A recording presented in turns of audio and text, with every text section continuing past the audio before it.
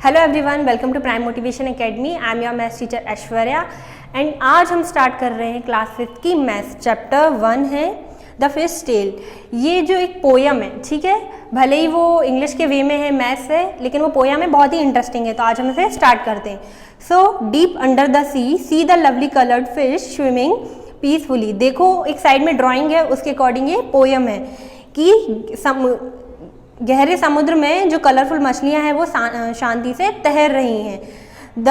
These special poem in 3 lines is called a haiku. Such poems about nature are popular in Japan. Here is another haiku.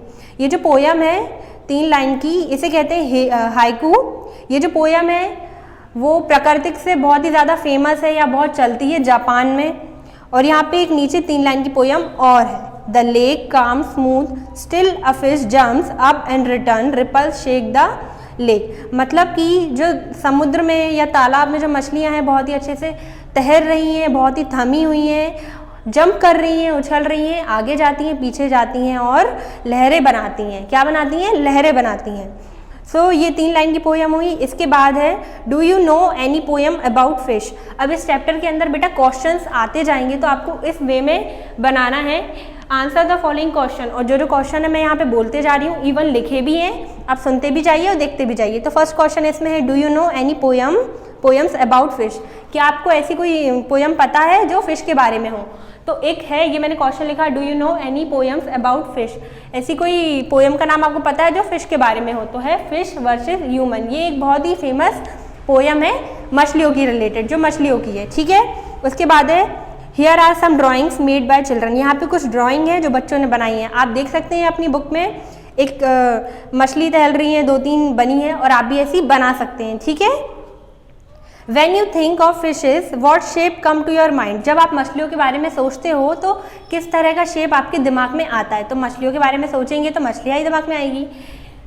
ये इस type का shape है। एक ये shape कह सकते हैं, एक ये शेप है। तो आप एक बहुत अच्छी ड्राइंग मछली की बना सकते हैं, ठीक है। ये मुझसे अच्छे से नहीं बनी, आप बहुत अच्छी बनाएंगे और अच्छे से उसे कलर करेंगे, ठीक है। फिर है try to use a square and a triangle to draw a fish. Question कह रहा है कि एक स्क्वायर और ट्राइंगल की हेल्प से एक फिश बनाने की आप कोशिश करो। तो आपकी बुक में आप साइड में देख सकते हैं कि एक स्क्वायर और ट्राइंगल बना है और उससे फिश बनी है। तो वैसे ही आप उसे बनाएंगे, ठीक है। अब हम नेक्स्ट पेज पे आते हैं। Look for fish design around you on cloth, in paintings, on mats, etc।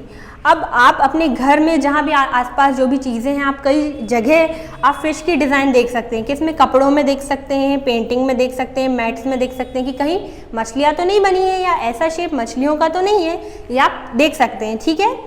Now next, mean means a fish and Meenakshi is a girl whose eyes look like a fish. इसमें बोला है कि mean जो है उसे हम फिश कहते हैं। मीन को क्या कहते हैं? फिश। उसका मतलब होता है फिश। सो मीनाक्षी एक लड़की है जिसकी आंखें कैसी हैं? फिश जैसी हैं। आप बुक में देखोगे साइड में गर्ल बनी है और उसकी जो आईज है बिल्कुल कैसी हैं? फिश जैसी हैं। So can you think of someone who has such eyes.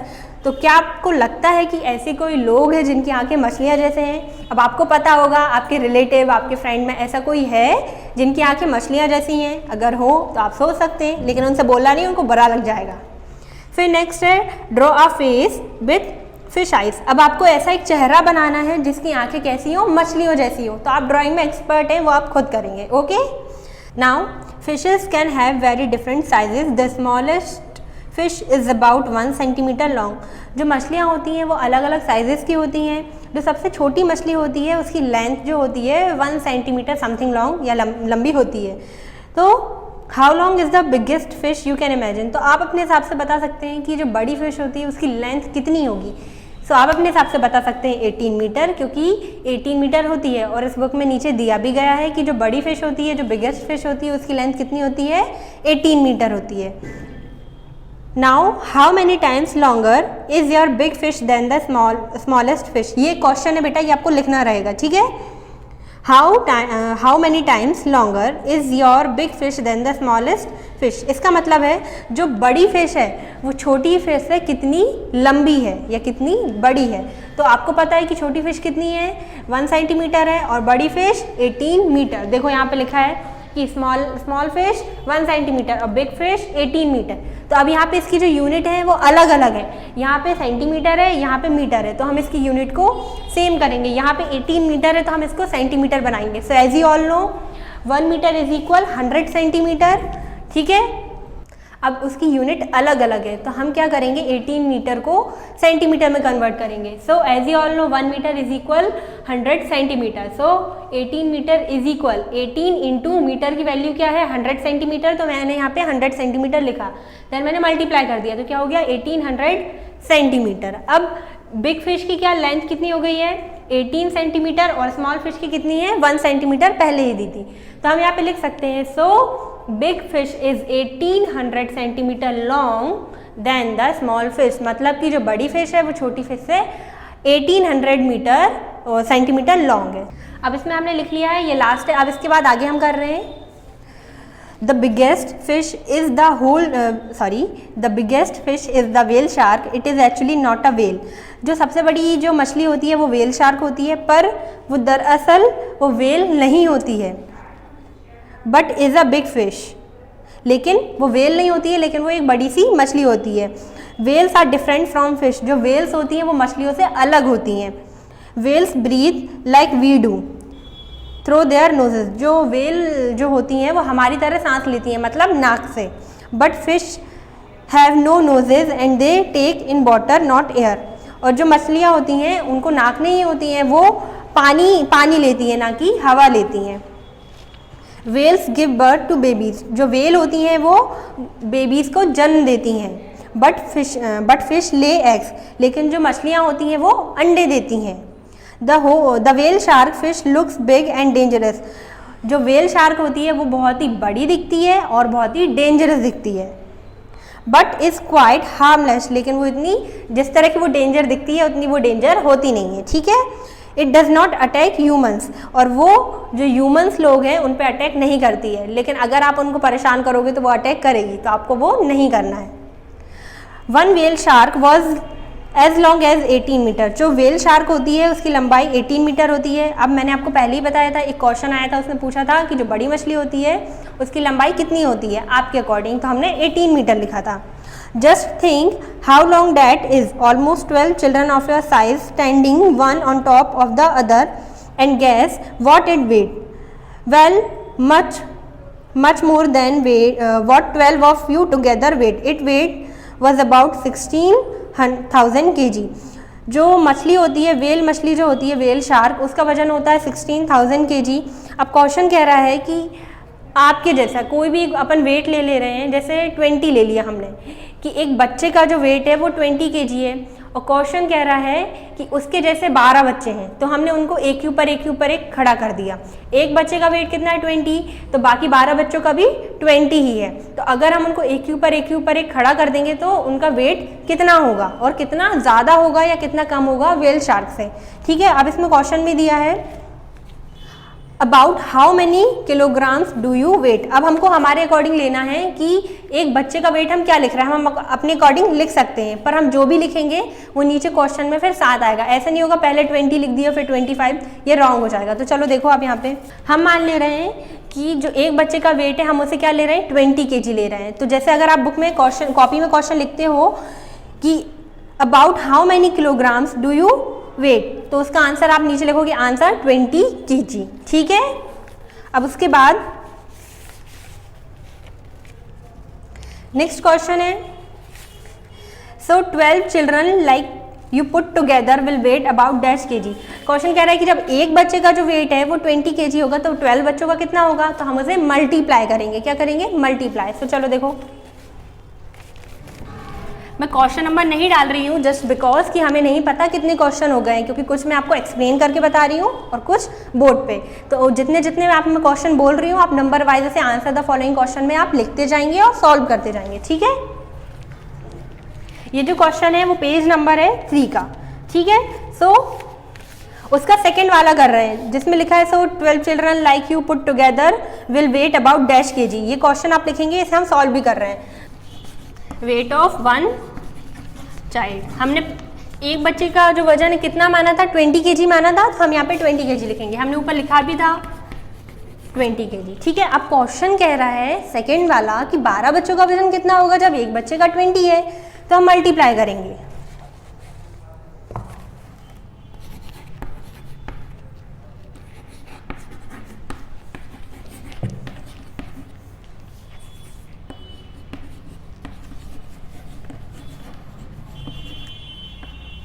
Weight of 12 children's, तो यहाँ पे हम 20 का मल्टीप्लाई करेंगे 12 में। क्यों? क्योंकि एक बच्चे का 20 kg वेट है, हमको 12 का निकालना है, 12 बच्चों का, सो हम यहाँ पे मल्टीप्लाई करेंगे। सो 12 इंटू 0, 12 0 ज़ा 0, 12 1 ज़ा 12, 12 2 ज़ा 24, तो 240 kg, मतलब 12 बच्चों का जो वेट होगा कितना होगा? 240 kg होगा। ठीक है, so now about how much more does the whale shark weigh than 12 children like you put together. अब ये पूछ रहा है कि अब जो 12 बच्चों का जो वेट निकला है 240 kg निकला है, और जो व्हेल शार्क का वेट कितना दिया है? 16,000 kg दिया है। तो अब इसमें डिफरेंस निकालना है कि जो व्हेल शार्क का जो वेट है वो 12 बच्चों से कितना ज़्यादा है, तो डिफरेंस निकालना है तो हम सब्ट्रैक्ट करेंगे। तो हमने व्हेल शार्क का वेट लिखा है 16,000 kg और 12 स्टूडेंट का लिखा है 240, अब हमने सब्ट्रैक्ट किया तो क्या आया? 15,760 kg, मतलब कि the whale shark weigh 15,760 kg more than the 12 childrens, मतलब कि जो व्हेल शार्क का जो वजन है कितना ज़्यादा है 12 बच्चों से? 15,760 kg है। ठीक है, उसके बाद the fish tail, to see the difference between whales and fish look carefully at their tails. अगर आपको व्हेल में और मछलियों में डिफरेंस देखना है कि क्या फ़र्क है, तो सबसे पहले आप इन्हें अच्छे से पढ़ो और देखो। Can you see that the fish tail stand flat along its body. अब आप नीचे 3 मछलियाँ बनी हैं, ठीक है, और जिसमें आप क्या देख सकते हो कि जो फिश टेल स्टैंड फ्लैट, जो मछली है उसकी जो टेल है मतलब पूंछ है वो बिल्कुल सीधी है, उसकी बॉडी के अकॉर्डिंग बिल्कुल सीधी है। But the tail of the whale shark almost look like 2 legs, लेकिन जो व्हेल शार्क है उसकी जो टेल है बिल्कुल ऐसा लग रहा है जैसे 2 पैर हैं। आप अपनी बुक में देख सकते हो व्हेल शार्क की एक तो स्टैंड है, ऊपर से लाइक इस फ्लेयर में है कि उसके 2 पैर हैं। ठीक है, can you spot the fish in the picture, क्या आप पिक्चर में देख सकते हो फिशेस को? तो देख सकते हो। फिर now schools of fish like to swim together in the sea in big groups called schools of fish. जो मछलियाँ होती हैं उनको समुद्र में तैरना बहुत पसंद आता है, लेकिन जब वो बहुत साथ में हो, मतलब ग्रुप में बहुत सारी फिशेज, जैसे हमने मूवीज़ में देखा है बहुत सारी फिशेज होती हैं साथ में तैरती हैं, हमने डिस्कवरी चैनल पे देखा है, आपने भी देखा होगा कि जो ग्रुप में होती हैं फिशेज तैरती हैं, और उसी को कहते हैं स्कूल्स। जैसे आप लोग स्कूल सब मिलके जाते हो, वैसी मछलियाँ जब साथ में तैरती हैं तो उसको बोलते हैं schools of fish. In their school they feel safe from the bigger fish. जब वो स्कूल में होती हैं, वो अपने स्कूल के साथ होती हैं, वो बड़ी मछलियों से बिल्कुल सेफ रहती हैं। ठीक है, do you feel safe in your school. अब यहाँ पे नीचे पूछा है क्या आप अपने स्कूल में सेफ फील करते हो, सो आपके अकॉर्डिंग आप बता सकते हो कि आप सेफ फील करते हो या नहीं। ठीक है, अब हम नेक्स्ट पेज पे आते हैं। To scare away the bigger fish some small fish drink up a lot of water swell up and look big. जो छोटी मछलियाँ होती हैं वो बड़ी मछलियों से बचने के लिए क्या करती हैं, बहुत सारा पानी पी लेती हैं जिससे कि वो मोटी दिखें, बड़ी दिखें। ठीक है, तो आप देख सकते हो जो नीचे एक सर्कल में ब्लू ब्लू पार्ट बना है वो उनने पानी पिया है, थोड़ा सा पिया तो वो थोड़ी मोटी हो गई, फिर थोड़ा और ज़्यादा पिया हो थोड़ी मोटी हो गई, और फिर बहुत ज़्यादा पिया तो वो बड़ी मछलियों जैसी हो गई हैं। ठीक है, अब यहाँ पे कुछ ये शेप्स हैं, उनको मिला के आपको फिशेस बनानी है तो वो आप कर सकते हैं।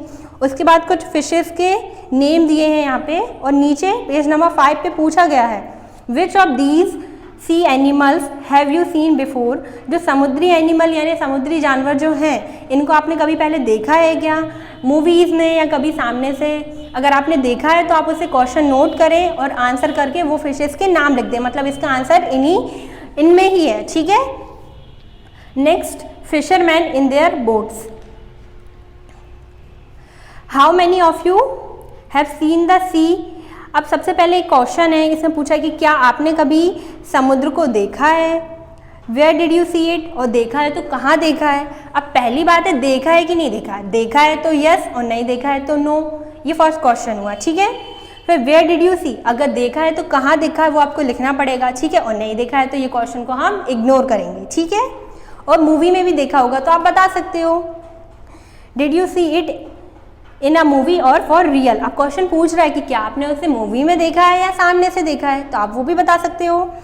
How deep do you think the sea could be find out? और ये पूछ रहा है कि जो सी यानी समुद्र होता है वो कितना गहरा हो सकता है, आप अपने अकॉर्डिंग बता सकते हैं, ठीक है। सो हम इसका आंसर लिखेंगे अभी। अब क्वेश्चन हमने 4 क्वेश्चन है इसी में। फर्स्ट है how many of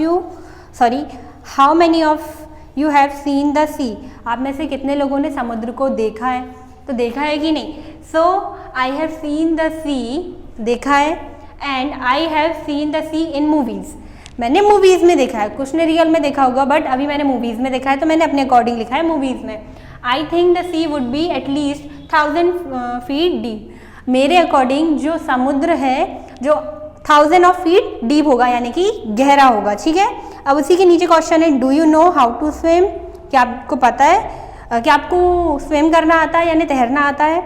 would you be scared of the high sea waves? क्या आप गहरे जो समुद्र की जो लहरें होती हैं उनसे आप डरते हो? तो इसका आंसर है yes I know how to swim. अगर आपको तैरना नहीं आता है तो आप यहाँ लिख सकते हो no I don't know how to swim, ठीक है। अभी किसी को आता है किसी को नहीं आता है, पर अगर आप सीख लोगे तो अच्छी बात है।